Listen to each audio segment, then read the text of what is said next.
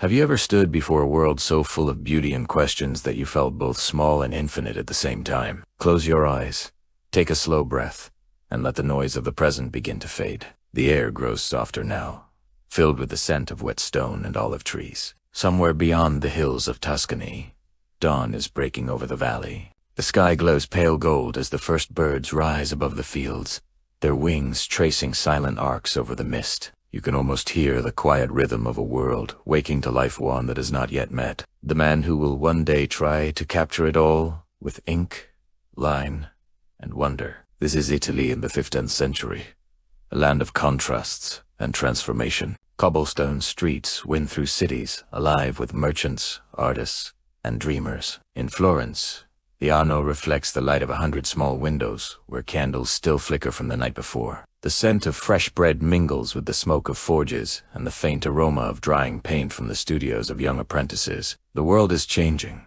though few yet understand how deeply. Minds are beginning to awaken from centuries of silence, and the hunger to see, to know, to understand everything burns quietly beneath the surface of daily life. Somewhere among those hills, in a small village called Vinci, a child will open his eyes for the first time. The world will appear vast and mysterious to him, each leaf, each ripple of water, each shadow a question waiting to be understood. He will not be born into nobility or power, yet his mind will one day roam far beyond the limits of both. His name will be Leonardo. For now, he's only a possibility carried on the morning breeze, like the whisper of a future not yet written. Let your breath match the rhythm of the early day. The sun climbs slowly, warming the stone walls, brushing light across the narrow streets, and stirring the scent of oil, parchment, and flowers in bloom. The Renaissance is still young, a promise forming in the minds of men who dare to believe that knowledge is not sin, that beauty is a form of truth,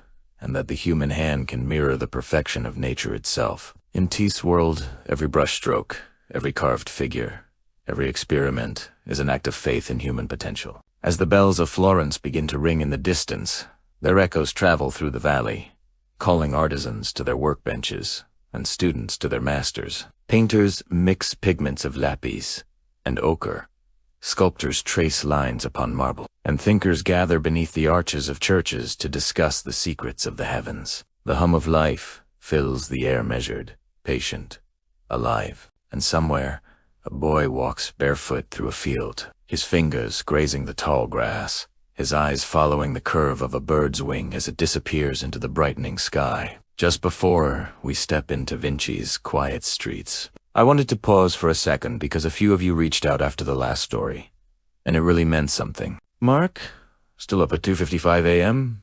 in Australia. I hope you got to bed okay. And Leonard and Marine, bought in Kansas. Soft chuckle, clearly. The Sunflower State's got good taste in Renaissance dreamers. So, thank you. Truly, it's a quiet joy, knowing you're out there, listening. This is where our journey begins, in a world still learning to see itself. Tonight, as you drift between wakefulness and sleep, allow yourself to walk those same paths. Hear the murmur of voices in the Florentine markets. Feel the warmth of the morning sun upon ancient stones, and let the quiet wonder of discovery settle deep within you. If you wish, share where in time or where in the world you are listening from, and I will carry your name into the heart of this story. If you'd like to return for another night's passage through history, follow this channel, and I will be here to guide you again. For now, let us begin with the light that touched a child's eyes and awakened one of the greatest minds the world has ever known. The world before Leonardo is a quiet tapestry of sunlight and dust, woven from the rhythm of hands and seasons. In the heart of Tuscany, time moves with the patience of the earth itself. The mornings begin with the distant toll of bells echoing across the hills, calling farmers to the olive groves and shepherds to the slopes. The scent of dew on stone walls and freshly turned soil fills the air. Small streams thread through the valleys like veins of silver, carrying whispers of life to every corner. Villages here are clusters of warm stone and terracotta, their roofs glinting softly in the morning light. Smoke rises from chimneys as women knead bread and hang linen in the soft breeze. Life is simple, cyclical, and deeply rooted in the rhythm of nature. Children chase each other through narrow streets, their laughter mingling with the low hum of bees drifting over the fields. In this world, the boundaries between the sacred and the ordinary blur. Faith lives not only in the chapels, but in the soil, the sky, and the human hand that shapes both. Beyond the fields, Florence hums with another kind of life. The Arno River winds through the city like a living mirror, reflecting the arches of bridges and the bright fabrics that flutter from the balconies. The clang of metal, the scrape of chisels, the murmur of merchants fill the air. Artists gather in dim workshops lit by narrow windows, grinding pigments into fine powder, preparing canvases for commissions that will tell stories of saints and angels. There is a quiet revolution unfolding not in politics, but in perception. People are beginning to look closer, to see not just what is, but how it is. In the monasteries, monks copy manuscripts by candlelight, their quills scratching softly over parchment. But in the shadows of their work, a new hunger grows, one that questions, dissects, and dreams. Scholars study the movement of stars and the anatomy of the human body, trying to bridge the distance between divine mystery and human reason. It is an age on the edge of awakening, and no one yet knows what it will become. Among these hills and winding roads, destiny gathers quietly, like the forming of a distant storm that will not bring destruction, but illumination. A storm of ideas, of images, of visions that will one day merge in the mind of a child born to an unwed mother and a notary in a village called Vinci. The land itself seems to prepare for him, the rivers that carve through limestone, the flight of herons over golden fields, the play of light across olive leaves. Everything waits, holding its breath for the moment when new eyes will open and begin to see the world not just as it appears, but as it could be. For now, the world is still. The sun begins to sink beyond the hills, washing the sky in shades of amber and rose. In the distance, the bells of evening ring again, marking the end of another day that will slip unnoticed into history. But within that silence, the air carries a quiet promise that curiosity, once born, can change everything.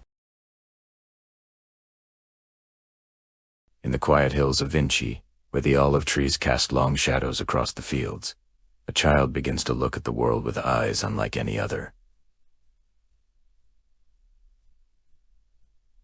His name is Leonardo. He spends his days wandering through meadows and forests, his small hands tracing the textures of leaves, bark, and stone. The hum of bees, the rhythm of water trickling over rocks, the soft call of doves in the distance, all of it becomes a kind of language to him. While other children run and shout, Leonardo listens. The world speaks, and he learns to hear it. His mother, Caterina, watches him with quiet tenderness.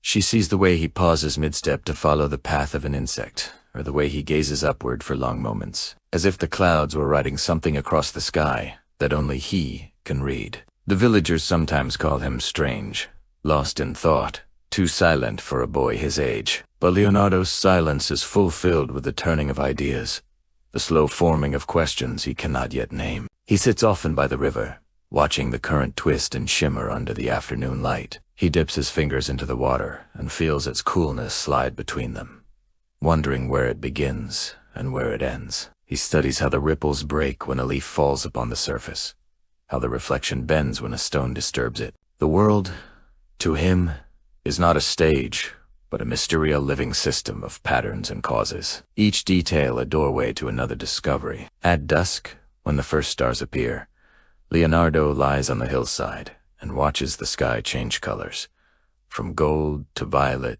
to deep indigo. He wonders why the moon glows and how the birds find their way through the dark. He feels both awe and belonging, as though the vastness above him and the earth beneath his feet are bound by the same quiet order. These early moments will shape him more than any tutor or master. They will teach him that truth hides not in grand declarations, but in observation, in the patience to see what others overlook. When storms roll through the valley, Leonardo watches from the shelter of a tree, sketching in the dirt with a stick as lightning cracks across the horizon. He studies how the wind bends the grass, how the rain gathers into streams, how the world seems to breathe between thunder and silence. There is no fear in him, only fascination. Nature, becomes both his teacher and his companion, revealing its secrets slowly to a mind eager to understand without breaking the spell of wonder.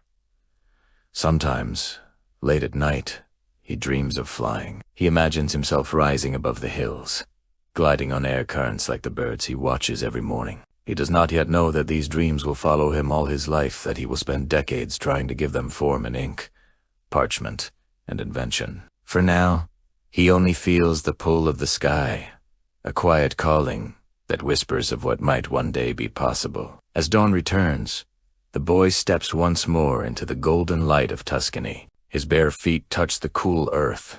His gaze lifts again to the heavens. The world opens before him, vast and endless, and this thrills, not because he understands it, but because he knows he never will completely. And in that endless mystery, he finds peace. Florence greets him with the hum of creation. The city seems alive, its streets narrow and full of color, its air thick with the scent of oil, pigment, and iron. The Arno glimmers beneath the bridges as carts rumble across the cobblestones. Bells mark the hours from every tower, echoing between stone walls that rise like cliffs of history. To the young Leonardo, this world feels vast and thrilling. He has left the quiet hills of Vinci behind, and now stands at the heart of the Renaissance. He walks through markets where merchants call out their prices in a dozen voices, where fabrics shimmer in the sun and spices from distant lands perfume the air. Artisans bend over their work, sculptors chiseling marble, blacksmiths shaping steel, painters mixing colors that seem to capture the very light of heaven. Every corner of Florence pulses with invention, as if the city itself breathes ideas. For Leonardo, it is both overwhelming and magnetic. At last, he steps into the workshop of Andrea del Verrocchio. The air inside is heavy with the smell of turpentine and bronze. Dust floats in the shafts of light that fall through high windows, settling on half-finished statues and wooden frames. Apprentices move quietly, grinding pigments, stretching canvas, preparing brushes. Leonardo joined them, watching every motion with reverence. The sound of hammers on metal, the low murmur of instruction, the creak of leather bellows, it all forms a strange kind of music. Verrocchio himself is a man of many talents: sculptor, painter, engineer, and Leonardo studies him closely. Under his guidance, he learns the discipline of the craft, how to prepare the surface of a panel, how to blend colors until they breathe, how to shape light and shadow until they seem to move across the painted form. Each task is a meditation. He learns that patience is not silence, but attention, the act of seeing the smallest thing completely. At night, when the workshop empties, Leonardo stays behind. He cleans the brushes, sorts the pigments, and sometimes sketches by the dim light of a lamp. He studies how the flame flickers and throws its glow upon the objects around him, the curve of by hand, the folds of fabric, the glint of metal. He realizes that light has movement, that it reveals and hides at once, and that art is the act of capturing that fleeting balance. Outside, the city settles into sleep.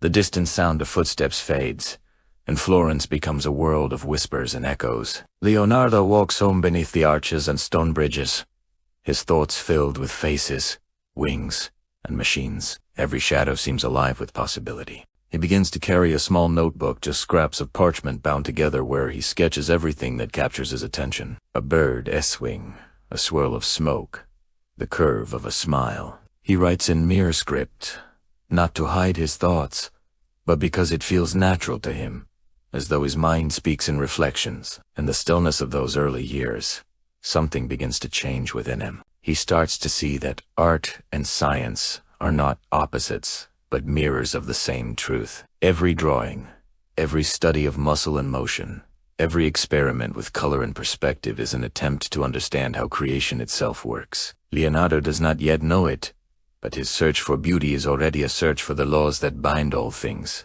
And so, beneath the glow of Florentine lamplight, an apprentice becomes more than a painter. He becomes a student of everything, of nature, of form, of life itself. The world no longer seems separate from his hand or his thought. It becomes his laboratory, his cathedral, his endless question. Florence, in these years, is not merely a city, it is a heartbeat. Its pulse can be felt in the clang of hammers echoing through the streets, in the laughter of scholars spilling from candlelit rooms, in the murmur of fountains that gather the dust of centuries. The air itself hums with creation. Painters, sculptors, architects, and thinkers move like constellations around each other, their ideas colliding and igniting new worlds of thought. The Renaissance is not a single moment. It is a rising dawn, spreading light from one mind to another, illuminating corners of the human spirit long left in shadow. Leonardo walks through this world as both observer and dreamer. He watches the way sunlight falls through latticed windows, the way a musician's bow trembles as it draws sound from the strings, the way laughter echoes across the marble courtyards of noble houses. Everywhere he looks, he sees movement, proportion, and pattern. Florence becomes his mirror, and in its reflection he begins to discover himself. He visits the workshops of other masters, studying their techniques. Yet, he feels something stirring beyond imitation. While others paint saints and angels, Leonardo studies the curve of a smile, the play of muscles beneath the skin, the subtle light within the eyes. Beauty is not divine perfection, but human truth. A way emotion flickers like a candle between shadow and brightness. He sketches endlessly. The faces of strangers in the market, the flight of swallows over the rooftops, the folds of a merchant's cloak as he turns to speak. Everything becomes a lesson in life's quiet geometry. The Medici palaces rise like fortresses of light and intellect. Inside, philosophers debate the harmony between faith and reason. Poets recite verses that speak of man's place in creation. Mathematicians draw circles and stars upon parchment, searching for order in the heavens. Leonardo listens, absorbing everything. He senses that art alone is not enough to truly understand the world. One must grasp the threads that connect it all. At times, he walks along the Arno at sunset, the river burning gold beneath the fading light. He watches his reflections shimmer upon the water, distorted and shifting. The sight fills him with both wonder and melancholy. The city seems to look back at him, whispering questions he cannot yet answer. Who are you? It seems to ask the painter, the engineer, the dreamer, or the man who simply wants to know how things move and why they fall. He carries those questions like secret companions.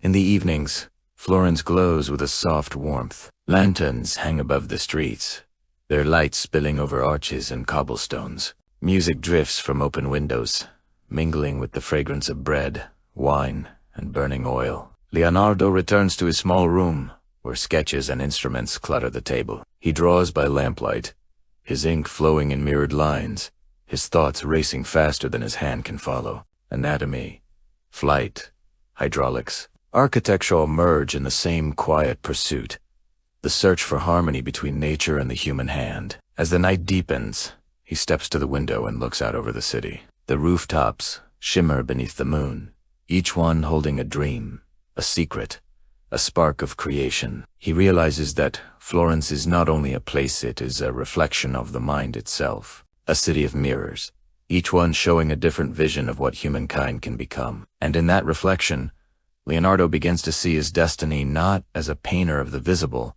but as a witness to the invisible. There is a silence that follows every great discovery, the pause between understanding and doubt. For Leonardo, that silence begins to grow. Within the light of his sketches and the applause of his patrons, he feels an unease that he cannot quite name. He paints faces so lifelike that they seem to breathe, yet he wonders if art alone is enough. The brush no longer satisfies him. He begins to look beyond the canvas, beyond beauty itself, into the hidden mechanisms that make the world move. He dissects flowers, observing the spiral of their petals and the logic of their veins. He studies water as it falls, swirls, and breaks, recording each motion as if time itself could be measured in lines and curves. In the workshops of Florence, he is admired for his genius. Yet those who work beside him notice his stillness, the way his eyes wander far beyond the present moment. Leonardo is never truly here. He is always seeing. Faith surrounds him in every form. the hymns of the churches, the frescoes that cover the ceilings, the prayers whispered in every home. Yet inside him, another voice speaks. It is the voice of curiosity, patient but insistent, asking not what should be believed, but what is. He wonders about the structure of the human body, about the flight of birds, about how light bends when it touches glass. To ask such questions is not rebellion, it is devotion of another kind, a reverence for truth itself. At times, he feels torn between two worlds.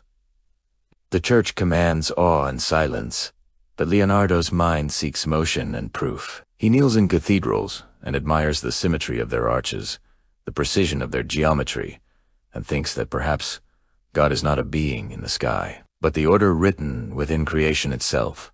The balance of muscle, the flow of water, the spiral of a seashell all seem to speak the same sacred language. Nights grow longer. His notebooks fill with strange anatomical sketches beside angelic wings, mechanical gears next to tender faces. To others, his mind seems chaotic. To him, it is one continuous pattern. He begins to believe that knowledge itself is a kind of art, that to observe and to love are not separate acts. Still, he feels a quiet restlessness. For every answer he finds, 100 new questions unfold, each more elusive than the last. He spends hours alone by candlelight, staring into the flame. It flickers and bends, its shape never still. He sketches it, then stares again, searching for what cannot be captured, the motion, the breath within the light. He senses that behind everything lies a mystery too vast to contain, yet too close to ignore. The more he learns, the more he realizes how infinite the world truly is. And so Leonardo keeps moving, quietly, inwardly, restlessly. He is both content and unsatisfied, grounded and adrift. His genius is not a gift of certainty, but of endless wonder. Even in his calmest moments, something within him whispers, there is still more to see. Night falls over Florence like a curtain of deep blue silk. The city quiets, and the sounds of distant footsteps fade into the whisper of the Arno.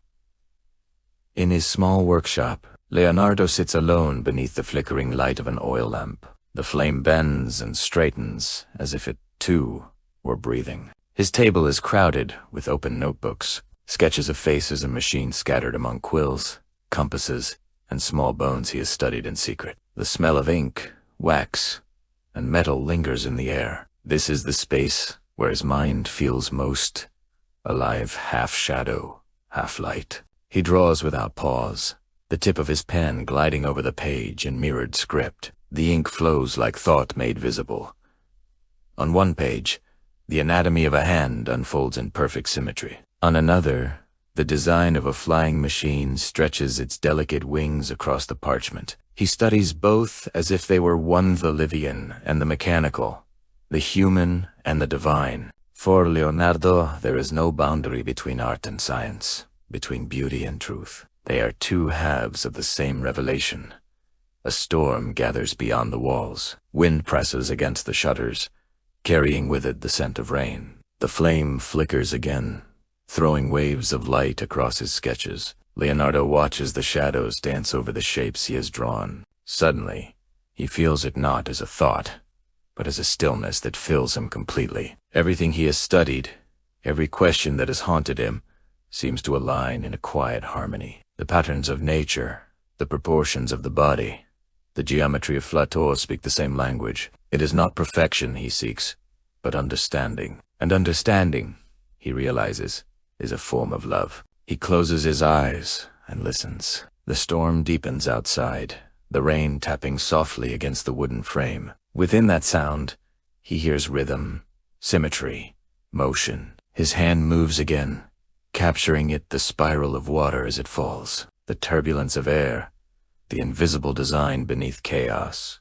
His notebooks fill with forms that seem alive, twisting eddies, curls of smoke, the lines of motion hidden inside every living thing. In that moment, Leonardo understands that creation is not about control, but about connection. The painter, the engineer, the philosopher all are merely translators of the same truth. He feels no pride, no triumph, only peace. The same peace he felt as a child lying beneath the Tuscan sky, watching the flight of birds. When the storm finally passes, the air smells of rain and new beginnings. He stands by the window and looks out over the sleeping city. The rooftops glisten under the moonlight, and the river shimmers like a vein of silver. The world, for all its mystery, seems almost tender now alive, breathing infinitely open.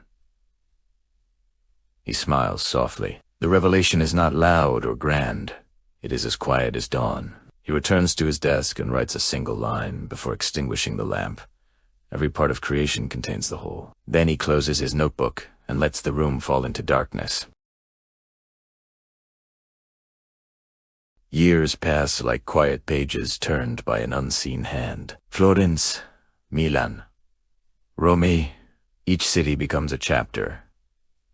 In Leonardo's long and restless journey, he carries his notebooks wherever he goes, their pages heavy with sketches, formulas, and fragments of thought. Kings, dukes, and patrons invite him to their courts, drawn by his reputation as painter, engineer, and visionary. Yet wherever he is, a part of him remains elsewhere still, chasing the patterns of wind and water, still asking questions that have no answer. In Milan, he designs grand machines for spectacle and war, catapults, bridges, flying devices that would stretch their wings across the sky. His imagination seems endless, but many of his projects remain unbuilt. Paper becomes his only witness.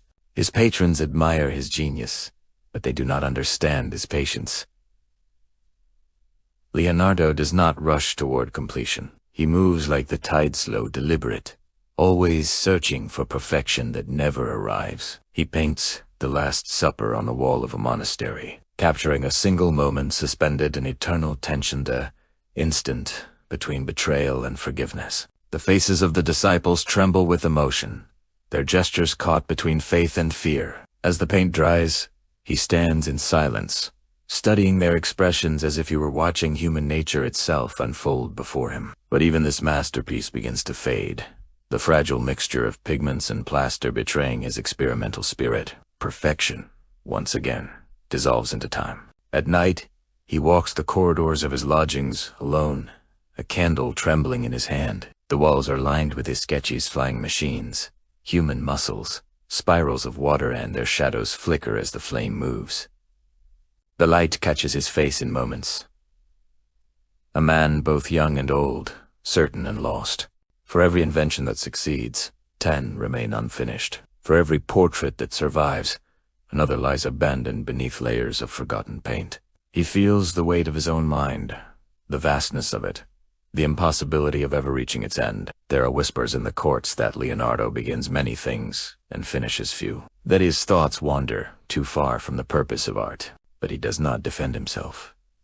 To him, completion is only a boundary, and boundaries are cages. He believes that beauty lies in the act of seeing, not in the finished form. His curiosity is infinite, and infinity cannot be framed. Still, there are nights when silence feels heavy. He watches the stars from his window and wonders if the sky keeps secrets from him, if all knowledge is destined to remain just beyond reach. He sketches until dawn, his hands moving even when his eyes grow weary. The ink stains his fingers, and the pages fill with fragments of equations, half prayers. Leonardo's life becomes a collection of beginnings, each one glowing faintly in the dark. Yet in those incomplete works lies something eternal, a record of human longing, of the desire to understand and to create even when certainty is impossible. His secrets are not of ambition, but of tenderness, the quiet truth that to seek without end is its own kind of grace. As the candle burns low,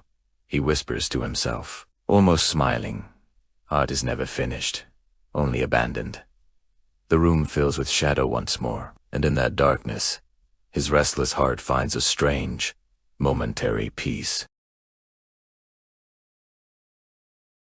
By the time the century turns, Leonardo has become something larger than the titles the world gives him. Painter, inventor, engineer, anatomist, none of them are enough. His presence fills every space he enters, yet he moves through life with the quiet humility of one who knows that mastery is never ownership, only understanding. He carries his notebooks everywhere, their pages filled with visions of worlds that do not yet exist, machines for flying, bridges of delicate symmetry, studies of the human heart, drawn with the precision of love. In Milan, he walks among courtyards filled with fountains he has designed himself. Water flows exactly as he imagined, curving, spiraling, singing as it falls. The sound comforts him. It reminds him that motion is the true language of creation. He watches children play in the spray, their laughter echoing through the stone arches, and for a moment he feels that his work has captured not just form,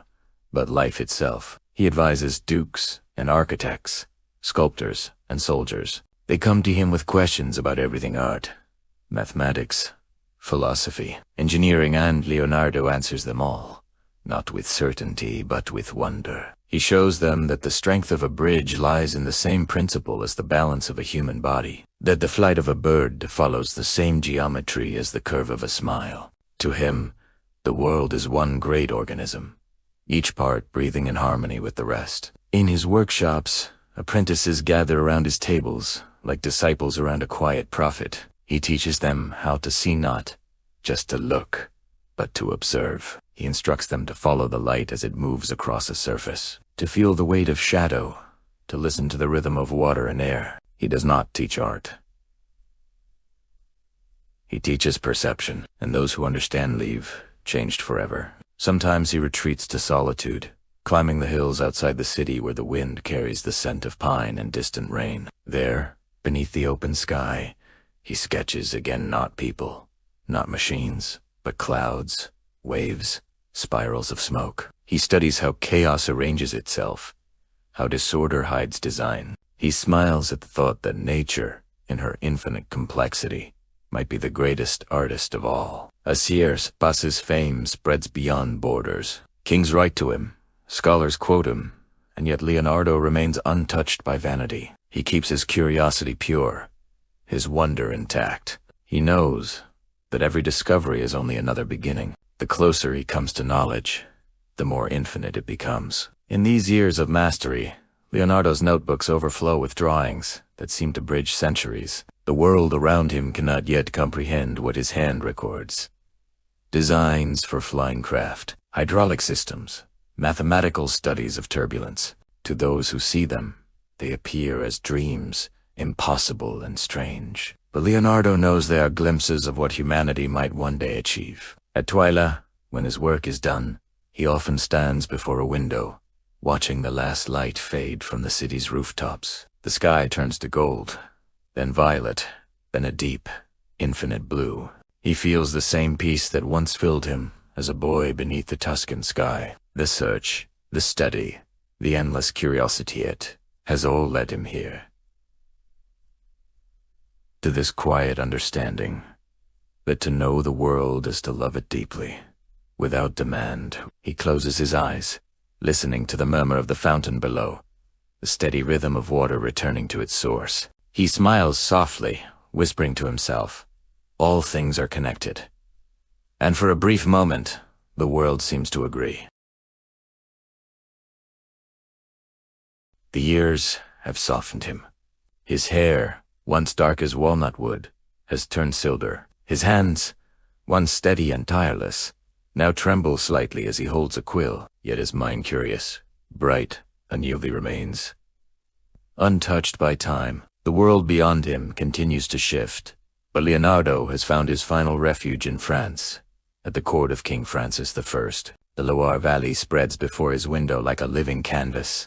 Soft hills, quiet rivers, the gentle hum of wind through the trees. It is here, in the chateau of Close-Loose, that he spends his last days surrounded by his notebooks, his instruments, and the eternal murmur of thought. Each morning, the light pours into his room, pale and golden. The air carries the scent of parchment and wood smoke. He walks slowly through the garden, leaning on his cane, pausing often to study the curve of a leaf or the flight of a bird. He still sketches, always sketches. Lines flow across the page like memories.